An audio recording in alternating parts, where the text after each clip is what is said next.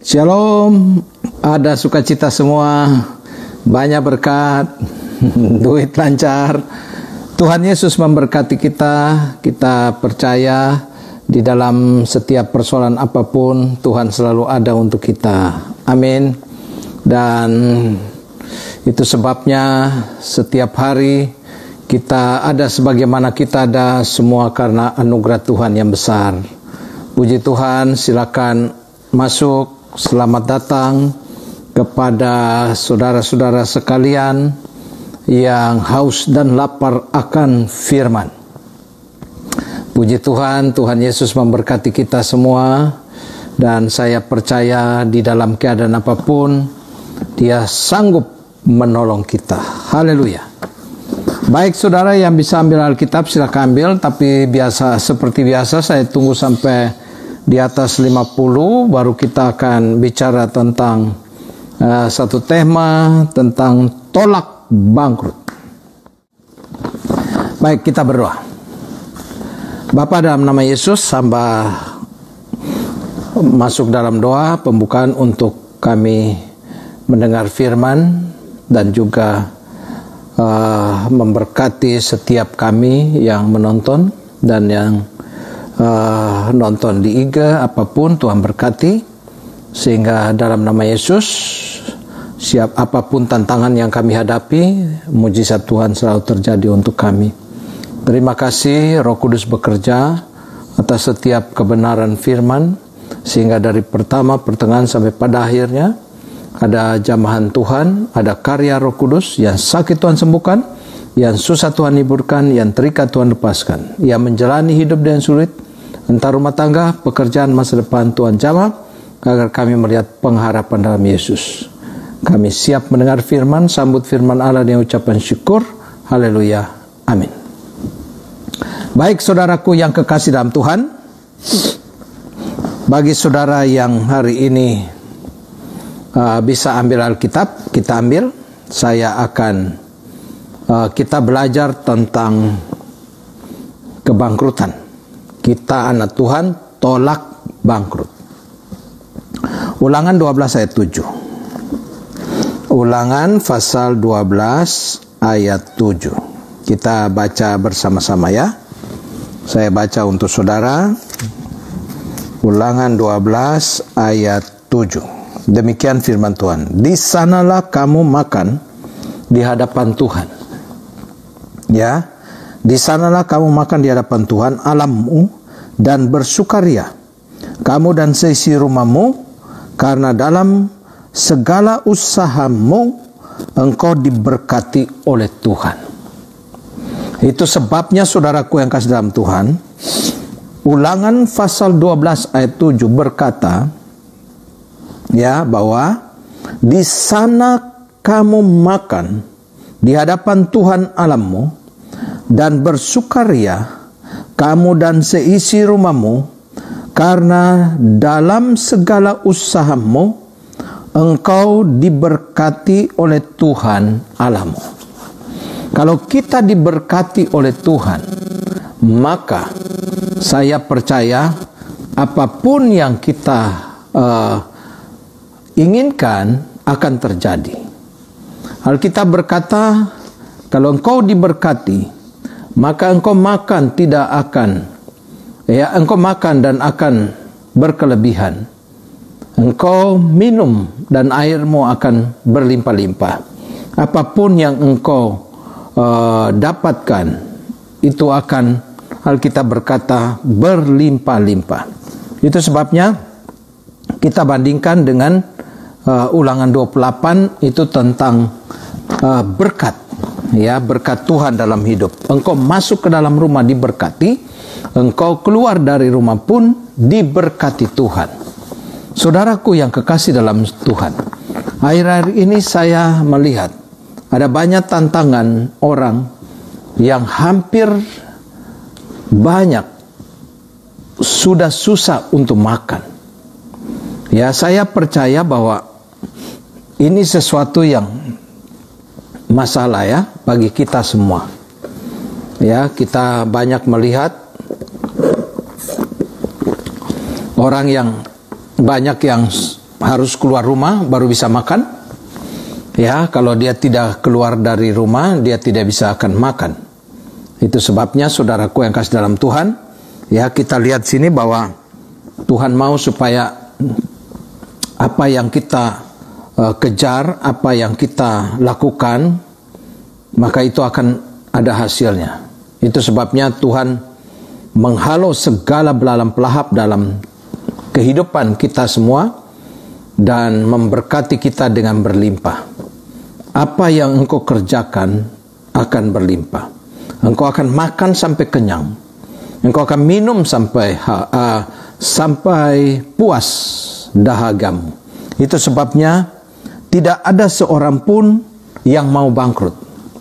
Ya, saya percaya setiap manusia kita ingin kaya. Bahkan mungkin ada yang berpikir, ya udahlah, tidak perlu kaya, tetapi yang penting makan, minum, pakai cukup. Ya, itu sebabnya hari ini kita mau bicara tentang orang yang ada dalam level menuju kepada level bangkrut.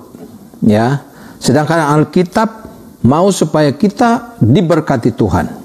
Nah, tidak seorang pun yang mau bangkrut. Ya, sebab kebangkrutan itu selalu menyakitkan. Kalau orang tua tidak punya uang dan sebagainya, anak-anak akan menjadi korban.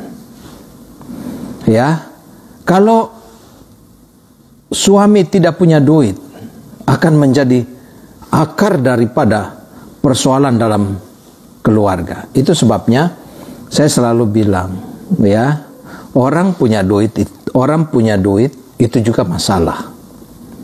Tapi orang tidak punya duit juga itu juga masalah, gitu. Itu sebabnya dalam kehidupan kita sebagai anak-anak Tuhan, manusia itu selalu dimotivasi oleh dua hal. Ya, saya mencatat sini, manusia dimotivasi oleh dua hal. Yang pertama, mencari kenikmatan hidup, yaitu kaya, sehat, senang, bahagia. Ini, ya, dua motivasi yang manusia cari dalam hidup. Ya, yang pertama adalah mencari kenikmatan. Saya percaya saudara juga ingin mencari kenikmatan, yaitu kaya, sehat, senang, bahagia. Yang kedua, yang orang cari dalam hidup adalah menghindari penderitaan atau kesakitan. Ya, misalnya sakit, susah, miskin, ya, kere, ini orang hindari. Bahkan bangkrut pun juga orang hindari. Ya, Novitian tidak terlambat, baru mulai ya. Jadi saudaraku yang kasih dalam Tuhan, ya kita lihat di sini bahwa dalam kehidupan kita sebagai orang Kristen itu semua manusia mencari dua hal, kenikmatan dan menghindari penderitaan itu. Tadi saya sudah jelaskan ya. Nah, pertanyaan penting ada dua. Saya mencatat ada apa dengan apa yang dimaksud dengan bangkrut. Ya, sesuai dengan tema kita hari ini, tolak bangkrut ya. Apa yang dimaksud dengan bangkrut? Ya, yang dimaksud dengan bangkrut di sini bagaimana caranya agar kita tidak bangkrut ya. Nah, secara teknis yang dimaksud kebangkrutan adalah ketidakmampuan yang dinyatakan secara legal atau hukum oleh individu atau organisasi bahwa dia mengalami pilot ya, atau tidak bisa lagi berbuat apa-apa. Itu yang dimaksud dengan kebangkrutan. Ya, jadi saudara, ini bicara tentang, kalau bangkrut itu bicara tentang suatu perusahaan, organisasi, dan juga pribadi yang akhirnya tadinya bisa berfoya-foya dengan duit, tapi sekarang tidak bisa berbuat apa-apa. Ya, itu sebabnya saya mencatat sini kenapa orang bisa bangkrut. Yang pertama saya mencatat ada beberapa sebab mengapa seseorang bisa bangkrut. Ya, yang pertama coba kita lihat Kejadian 26 ayat 1 sampai dengan 6. Kejadian ya 26. Ya, Kejadian 26 ya. Ya, Kejadian 26.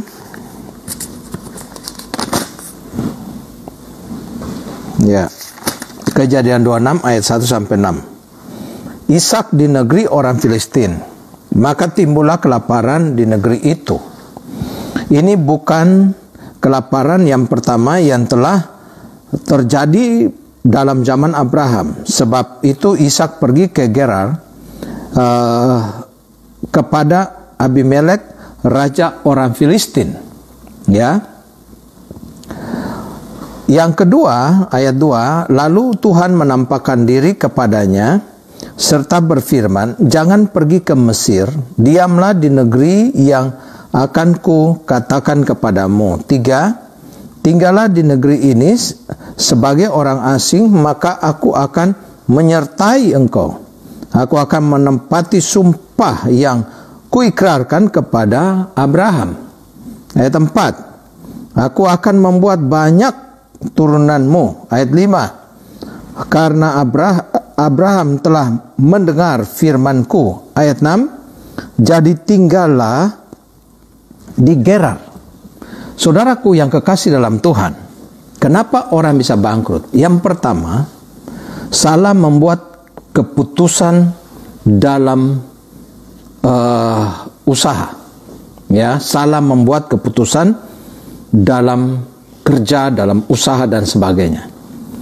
Nah, banyak orang tergesa-gesa dalam mengambil satu keputusan. Ya, Ishak dia mau pergi ya ke Gerar, tapi dia mau pergi ke Mesir, tapi Tuhan bilang jangan. Kamu tinggal saja sini. Itu sebabnya saudaraku yang kasih dalam Tuhan, segala sesuatu yang kita buat, jangan kita selalu lapor ke Tuhan. Ya, lapor beda ya. Saya selalu bilang lapor, jangan lapor Tuhan. Harus tanya Tuhan.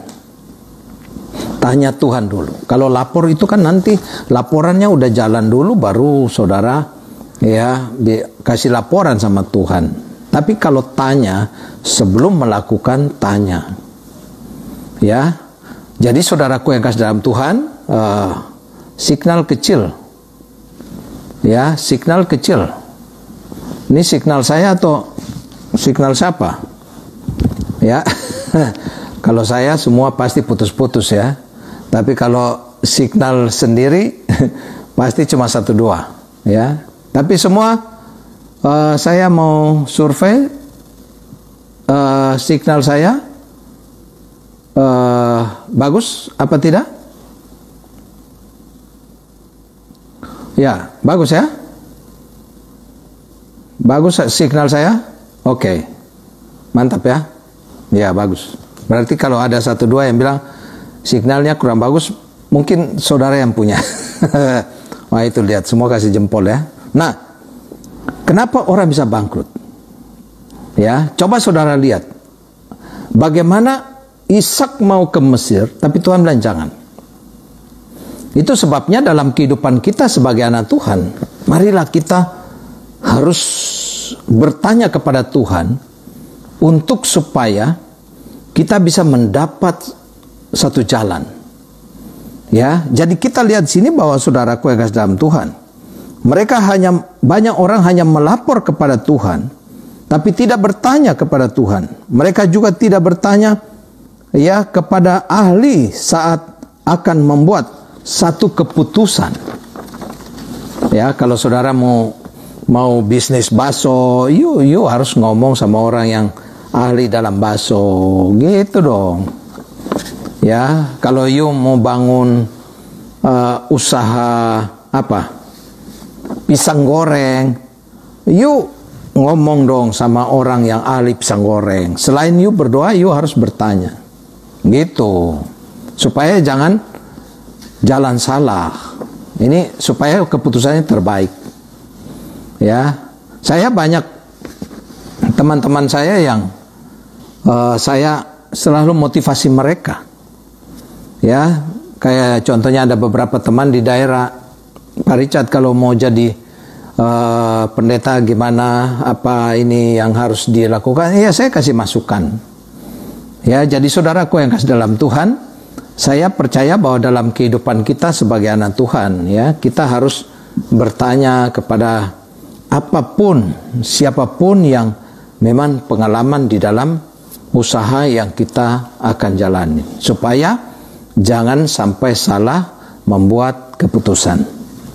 Yang pertama tanya Tuhan, yang kedua tanya yang ahli, ya, tanya sharing sama orang-orang yang ahli dalam usaha Anda. Itu yang pertama. Ya, kenapa orang bisa bangkrut? Karena salah membuat keputusan. Dua, kurang hati-hati lebih besar pasak daripada tiang. Ya. Artinya apa? Kita tidak akan bangkrut kalau pengeluaran kita tidak melebihi pemasukan. Ada banyak orang yang sebenarnya dia tidak harus bangkrut, tapi jalannya itu jalan yang dia rintis itu adalah jalan yang menuju pada kehancuran. Contoh, kurang hati-hati atau lebih besar pasak daripada tiang. Pengeluaran itu selalu lebih besar daripada pemasukan. Ini yang harus saudara juga harus lihat. Ya, karena saya percaya bahwa hidup ini bukan hari ini saja, tapi hidup ini akan selalu ke depan. Ya, harus ada. Alkitab juga bilang, kalau engkau mau membangun menara, engkau harus punya perincian, engkau harus menyusun anggaran, engkau harus menyusun program. Ya, you harus melihat kekuatanmu. Ya, jangan punya gaya hidup itu gaya hidup kota besar. Ya, saya percaya bahwa kalau saudara punya duit banyak silakan. Tetapi kalau saudara duitnya pas-pasan, jangan memiliki gaya hidup yang lebih besar pasak daripada tiang. Ya, kita tidak akan bangkrut kalau pengeluaran kita tidak melebihi ya daripada pemasukan. Tapi banyak orang tidak hati-hati dalam mengelola uang. Ya, sehingga mereka akhirnya memiliki pengeluaran lebih besar daripada pemasukan. Ya, ini nih. Ya, ini yang harus kita lihat juga. Ada ibu-ibu, bapak-bapak, Pak Richard. Kopung Risma. Ya. Jadi saudaraku yang kasih dalam Tuhan, kayak ada bapak-bapak, Pak Richard, istri saya ini ke mall terus pusing. Gesek terus. Akhirnya kena pandemi. Pak, puji Tuhan, dia udah nggak pernah pergi ke mall. Tapi saya tambah stres lagi. Loh, kenapa? Pergi ke mall stres, nggak pergi stres. Iya, walaupun dia nggak pergi, tapi di depan pagar paket. Ya, jadi saudaraku yang kasih dalam Tuhan, ya kita lihat sini kayak ada gambar David Beckham dengan istrinya Victory. Ya, mereka dua lagi bisik. Istrinya bilang, aku sudah tidak akan ke mall lagi. David Beckham bisik di kupingnya, gigil lu, di pagar ada paket. Ya, jadi saudaraku yang kasih dalam Tuhan, ini kurang hati-hati. Saya mau bilang sama saudara, di masa-masa sulit seperti ini, marilah hati-hati di dalam mengelola uang dengan baik. Apapun yang Tuhan berikan, apapun yang saudara raih, jalanilah dengan ucapan syukur. Apa yang harus saudara lakukan untuk Tuhan silakan, tetapi harus hati-hati di dalam mengelola uang. Kadang-kadang orang tidak mau bangkrut, tapi jalan yang dia rintis seperti itu, ya, rintis kebangkrutan, ya. Jadi itu kurang hati-hati. Yang ketiga adalah gaya hidup suka belanja. Itu Pengkhotbah 2 ayat 10. Ya, kita lihat Pengkhotbah pasal 2 ayat 10, ya. Ya, Pengkhotbah pasal 2 ayat 10. Ya, saya baca untuk saudara. Pengkhotbah 2 ayat 10 demikian. Aku tidak merintangi mataku dari apapun yang dikehendakinya, dan aku tidak menahan hatiku dari sukacita apapun, sebab hatiku bersukacita karena segala jerih payahku, itulah buah segala jerih payahku. Saudaraku yang kekasih dalam Tuhan, ya, kita lihat di sini bahwa yang ketiga, mengapa orang bisa bangkrut? Karena memiliki gaya hidup yang suka belanja. Itu sebabnya ada beberapa tipe, ya, orang kalau pegang duit. Yang pertama adalah big spender. Big spender ini orang yang kalau pergi belanja, dia gak pusing berapa duit, tapi kalau dia mau, dia beli. Ini big spender. Yang kedua, shopper. Ini tipe orang kalau pegang duit itu shopper. Ya, ibu-ibu atau bapak-bapak, lihat tipe saudara apa nih. Yang pertama, big spender. Apa yang gua mau, gua beli. Ya, urusan butuh atau tidak, yang penting gue suka. Itu big spender. Yang kedua adalah shopper, tukang belanja. Ya, udah pulang dari Carrefour, besoknya, ayo nah kita ke Carrefour. Kok mama kan kemarin baru pergi ke Carrefour. Mama lupa beli korek kuping. Begitu pergi beli korek kuping di Carrefour, keluar 2 gerobak. Ya, itu shopper. Yang ketiga adalah debtor. Debtor ini orang yang suka berkorban untuk orang lain, tetapi dia tidak punya kekuatan. Ya, dia tidak punya kekuatan. Itu sebabnya kalau saudara mau berkorban sama orang, saudara mau berikan uang Anda kepada orang lain, you harus lihat apakah you butuh atau tidak. Kalau memang you bilang tidak ada, you tidak usah harus mencari untuk menolong orang. Ya, boleh sih, itu tidak apa-apa, tapi harus ada perhitungannya. Ya, itu sebabnya yang ketiga adalah debtor, orang yang selalu mau berkorban untuk orang lain, padahal dia sendiri tidak punya kekuatan. Itu yang ketiga. Yang keempat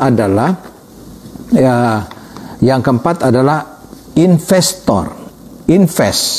Investor artinya uang di tangan dia invest. Dia beli apartemen, dia beli rumah, dia beli tanah supaya satu saat dia jual lagi. Ini yang disebut investor. Yang kelima adalah saver. Tipe orang kalau pegang duit itu saver. Dia kalau pegang duit, sama dengan ibu-ibu sekarang kalau pegang duit, ya. Kalau suami kasih duit lancar. Tapi kalau suami mau minta kembali dengan tenaga dalam.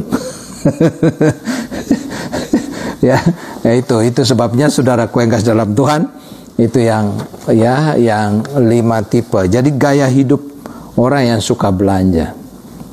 Ya, ada orang yang gila belanja disebut shopaholic.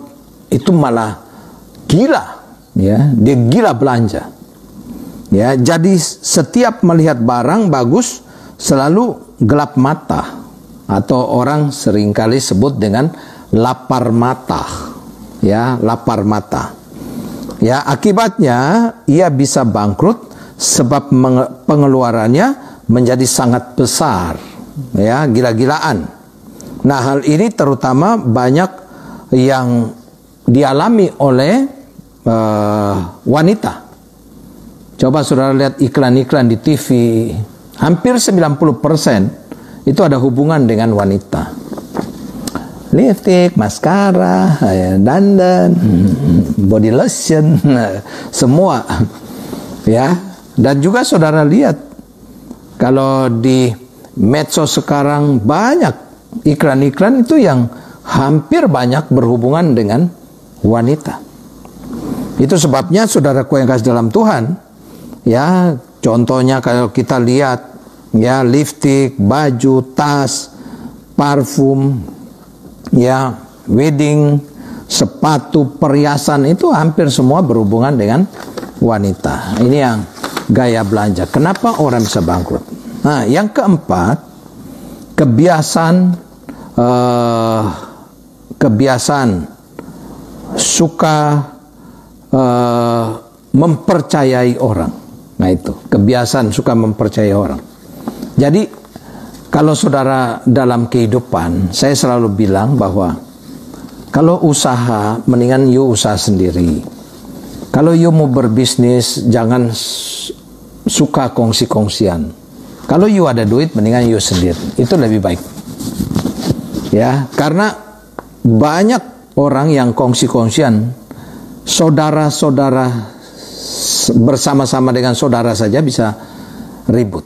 Itu banyak, ya, survei yang meneliti bahwa lebih eksis orang-orang yang memiliki usaha dengan kekuatan sendiri. Ya, walaupun memang kita harus bersama-sama dalam membangun.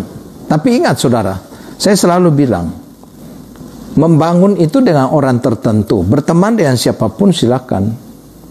Ya, ada banyak orang yang berusaha berbisnis dalam kongsi-kongsian dan akhirnya semua jadi kacau dan sebagainya. Ya, itu sebabnya kalau sendiri you harus jalanin semua, dan kalau ada masalah kan you tanggung sendiri, you senang sendiri gitu. Itu sebabnya ya banyak orang yang memang kadang-kadang saya selalu bilang, orang banyak yang tidak mau bangkrut, tetapi mereka membangun jalurnya itu jalur bangkrut gitu. Ya, itu. Nah, sekarang bagaimana? Bagaimana agar kita orang percaya tidak bangkrut? Saya mencatat di sini Maliaki 3 ayat 10, membayar perpuluhan. Ya, saudara, saya bukan gereja. Ya, sahabat Richard Surinta ini kan kita adalah sahabat. Saya bukan gereja. Jadi kalau saudara mau memberikan perpuluhan dan sebagainya, itu ketika gereja saudara, ya, saudara bergereja silakan, ya. Tapi kita dari GBHMJ, Pak Herbianto sedang bilang bahwa uang yang saudara dapat dengan susah payah di masa-masa sulit seperti ini, mendingan saudara putar dengan baik untuk supaya saudara bisa majukan kehidupan saudara. Nah, nanti kalau ibadah GBMJ udah buka, baru saudara setiap bulan kalau mau memberikan perpuluhan silakan gitu. Itu sebabnya dalam kehidupan kita sebagai anak Tuhan, ya, Tuhan itu mau supaya kita juga memuliakan Dia dengan segala macam apapun yang kita miliki, kita muliakan untuk hormat dan kemuliaan bagi nama Yesus. Subscribe dulu, screenshot dulu. Ya, siap-siap semua. Ada 4 kali ya, 4 kali.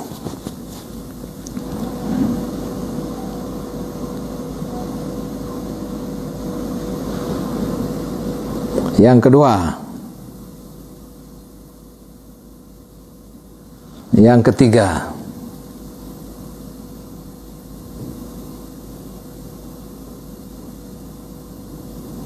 yang keempat,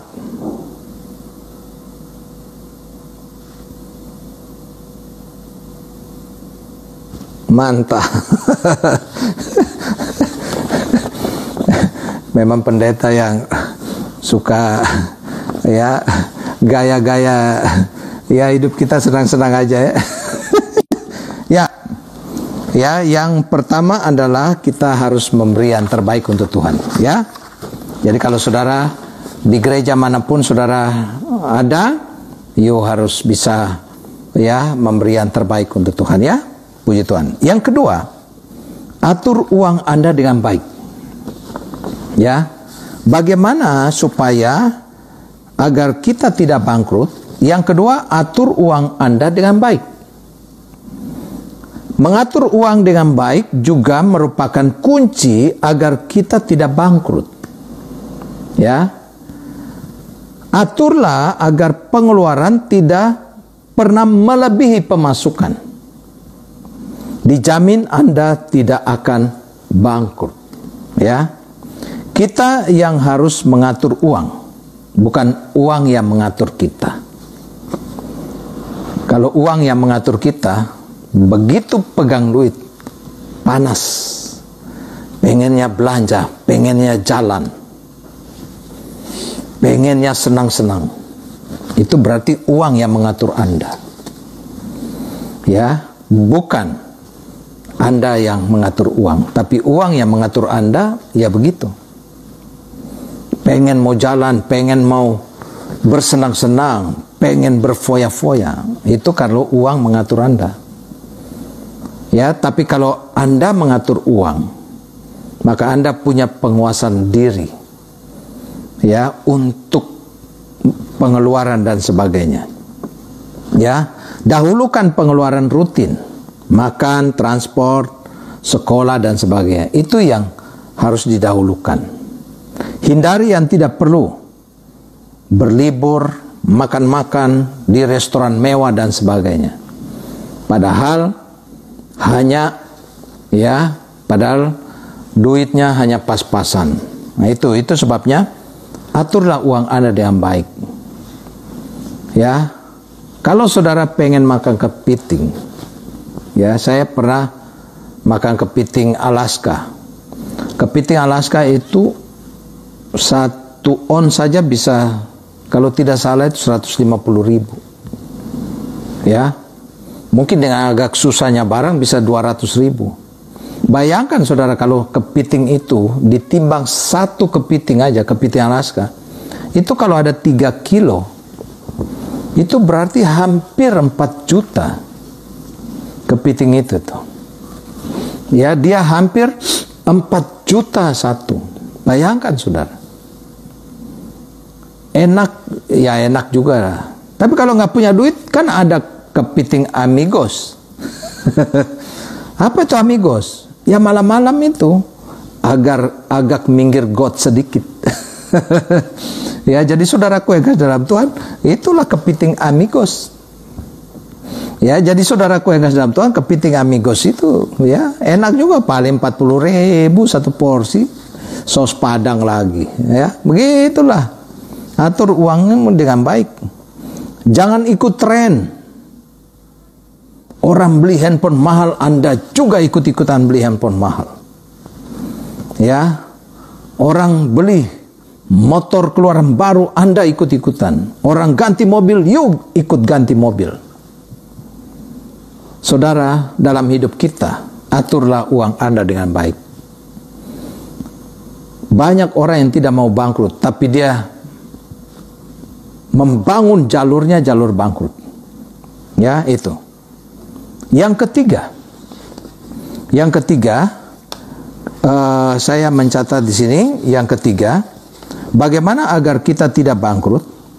Sisihkan uang untuk ditabung. Ya, saya mau tanya sama saudara. Semua punya buku tabungan ya? Ya, saya nggak tanya isinya lah.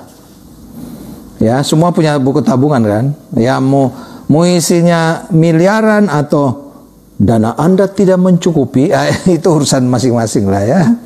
Ya, jadi saudaraku yang kasih dalam Tuhan, semua punya buku tabungan. Tabungan itu penting. Orang-orang yang kaya raya selalu menyisihkan uangnya untuk ditabung. Ya, saya membaca tentang filosofi Cina. 80% untuk operasional, 20% harus disisihkan di rekening.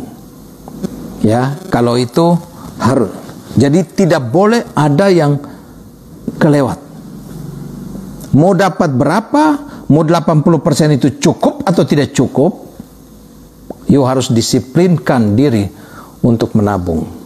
Ya, itu. Para konsultan keuangan menyarankan agar kita menabung minimal 10% dari penghasilan kotor kita setiap bulan. Ya, menabung dilakukan di muka. Maksudnya saat kita menerima itu duit. Jadi kalau saudara menerima gaji, ya, you sudah harus bisa mengambil. Setelah mungkin you potong untuk perpuluhan, you ambil 10% juga, atau 20% atau 30% you harus tabung. Ya, ini dimaksud supaya saudara merintis itu keberhasilan dalam hidup. Banyak orang pengen doa supaya dalam nama Yesus kutuk gagal hancur, kutuk bangkrut hancur, tolak dalam nama Yesus. Ya. Tapi dia sendiri membangun jalurnya. Ya, itu sebabnya jangan pernah menyalahkan orang. Bukan Tuhan yang tidak memberkati kita, ya, catat baik. Bukan Tuhan yang tidak memberkati kita, tapi kita yang tidak pintar mengatur uang. Benar? Kalau benar, kasih mantap. Ya, pasti kalau bapak-bapak yang dengar dengan istrinya, tuh dengar tuh. Ya, dengan menabung kita akan menarik banyak uang kepada diri kita. Ingat hukum tarik-menarik. Hal-hal yang sejenis akan selalu, ya, sama. Ya, jadi saudaraku yang kasih dalam Tuhan, itu sebabnya Alkitab berkata bahwa marilah kita bijaksana di dalam mengatur semua. Membangun menara, kita harus menyusun anggarannya. Membangun masa depan, harus kita bikin strateginya. Yang keberapa? Keempat, bagaimana agar kita tidak bangkrut? Yang keempat, hati-hatilah dalam berbisnis. Dalam berbisnis kita harus hati-hati. Saya selalu bilang bahwa lakukanlah sesuatu sesuai dengan apa yang Tuhan mau. Saudara lihat waktu janda miskin, janda minyak, ya, dia kelilit utang karena suaminya tinggalkan dia mati. Suaminya tinggalin utang juga, dia harus menebusnya dengan 2 anaknya. Kalau dia tidak membayar, anaknya itu akan menjadi taruhan. Dia datang kepada hamba Tuhan, Nabi, yaitu Elisa. Dia bilang, Elisa, saya harus membayar utang. Kalau tidak, anak saya akan diambil. Elisa tanya sama janda itu apa? Apa yang ada padamu? Coba saudara baca ayat itu, ya. Apa yang ada padamu? Artinya, Elisa sedang tanya, apa kekuatanmu? Dia bilang sudah tidak ada semua. Saya sudah tidak punya apa-apa. Cuma sedikit minyak dibuli-buli. Elisa langsung bilang, pakai itu untuk membayar utang. Dia tuang minyak dengan doa, mujizat Tuhan terjadi, akhirnya dia bisa membayar utang. Sekarang saya bertanya kepada saudara, apakah yang harus saudara perbuat? Apa yang ada padamu? Ya, supaya kita tidak mengalami kebangkrutan. Bagaimana agar kita tidak bangkrut? Hati-hati dalam berbisnis. Ya, kalau saudara tidak menguasai usaha atau bisnis itu, jangan dilakukan. Pak Richard, saya mau buka salon. Padahal dandan aja kelewat. Pakai alis aja kelewat. Ya, Pak Richard doain ya, saya mau buka salon. Pakai lipstik aja kena gigi semua. Berarti tidak ada sesuatu dalam diri Anda tentang salon itu.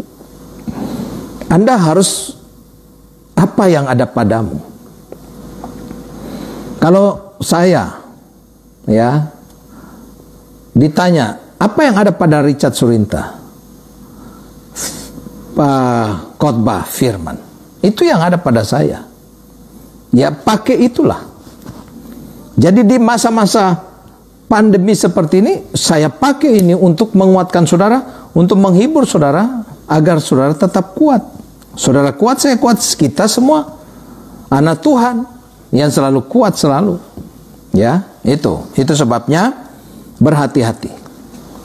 Kalau saudara melakukan sesuatu, usaha atau bisnis yang saudara tidak kuasai, maka saudara terlalu banyak membuang-buang waktu di sana. Ya, itu. Yang terakhir, bagaimana supaya kita tidak bangkrut? Jujurlah dalam hal keuangan. Itu Lukas 16 ayat 11, Yesaya 33 ayat 15 sampai 16. Tuhan tidak akan memberkati orang-orang yang tidak jujur di dalam memberi. Ya, kalau dapat uang yang kecil, ya kita tidak jujur, maka Tuhan juga tidak akan mempercayakan hal-hal besar. Itu sebabnya tadi Bapak Gembala Sidang GBMJ Pak Helmianto sudah berbicara tadi, menyinggung jam 11 tadi, bahwa kita harus setia dari perkara-perkara kecil, supaya Tuhan akan memberkati kita untuk hal-hal yang besar dalam hidup kita. Ya, contoh kayak Daniel di kerajaan Persia. Kalau dalam kehidupan dia selalu punya kehidupan doa dengan Tuhan. Ya, di dalam masa-masa sulit dia selalu berdoa untuk Tuhan. Banyak orang Kristen menjadikan Tuhan itu jadikan ban serep. Ya, Tuhan itu ban serep. Ya, tidak selalu Tuhan itu hadir dalam hidupnya selalu. Ya, ketika ada masalah baru, oh Yesus, gitu. Kayak saya ingat kalau di seminari ya, di asrama dulu, tanggal 1 sampai 10 itu waktunya batas bayar uang kuliah, uang sekolah. Tanggal 11 itu harus keluar dari ruangan. Itu ruang doa, tanggal 1 sudah ada, tanggal 2 kasih Yesus indah dalam hidupku, karena duit belum ada. Oh, kalau udah tanggal 7 itu kasih Yesus, mulai kencang itu suaranya. Ya, oh kalau udah tanggal 10, haleluya Yesus, udah berteriak-berteriak. Karena besok mau diusir. Ya, itu sebabnya, ya marilah kita jujurlah kepada Tuhan, kita terbuka kepada Tuhan. Apapun yang kita jalani dalam hidup, biarlah kita memuliakan Tuhan selalu, ya. Dan saya percaya saudara semua pasti akan bisa melihat banyak berkat dalam hidup saudara. Sebagai kesimpulan, Tuhan tidak menghendaki anaknya bangkrut. Catat baik. Syaratnya sederhana. Ikuti firman dengan setia sebagaimana sudah saya jelaskan tadi. Maka Anda tidak pernah akan bisa bangkrut dengan poin-poin yang tadi. Bagi saudara yang terlambat, saudara bisa nonton di IGTV untuk supaya saudara bisa melihat jalur yang harus dibangun. Amin buat firman Tuhan. Kita berdoa, ya. Bapa, dalam nama Yesus, sampai doa untuk semua kami yang menonton ini. Tuhan tolong, Tuhan jamah. Yang sakit Tuhan sembuhkan, yang susah Tuhan hiburkan, yang terikat Tuhan lepaskan. Yang menjalani hidup yang sulit Tuhan berkati. Ibadah hari ini kami berbicara tentang tolak bangkrut. Jauhkanlah dari segala kegagalan, hancur bangkrut dalam nama Yesus. Dan biarlah setiap mereka, apa yang mereka kerjakan berhasil. Kami doa untuk bangsa dan negara kami dipulihkan, Bapak Presiden Republik Indonesia dijaga dan dilindungi Tuhan. Indonesia penuh kemuliaannya. Terima kasih, kami juga doa untuk gereja-gereja dimanapun berada, Tuhan berkati. GBMJ di bawah pimpinan Pastor Helmianto, Tuhan berkati, istri, Ibu Pamingsu, anak-anak, Tuhan tolong, mantu, cucu diberkati Tuhan. Perusahaan company-nya Tuhan jaga. Dengan ribuan karyawan, karena selalu menjadi berkat bagi banyak orang. Tuhan berkati dalam nama Tuhan Yesus. GBMJ maju terus dalam Yesus. Haleluya. Kami berdoa untuk semua, Tuhan berkati selalu. Haleluya. Amin. Amin. Amin. Baik saudaraku yang kasih dalam Tuhan. Salam jumpa untuk semua di hari Kamis akan datang, dan besok hari Senin ada di Facebook admin 1. Setelah admin 2 dibenahin, kita akan bikin admin 2. Tapi saya lagi berpikir untuk admin 1 dan 2 dijadikan satu saja. Jadi tidak usah ada Facebook 2. Jadi saudara yang mau nonton, nontonlah dari luar. Ya, yang sudah terdaftar juga bisa dan nanti akan dibenahin dulu. Ya, Tuhan Yesus memberkati. Shalom bagi semua. Selamat hari Minggu. Amin.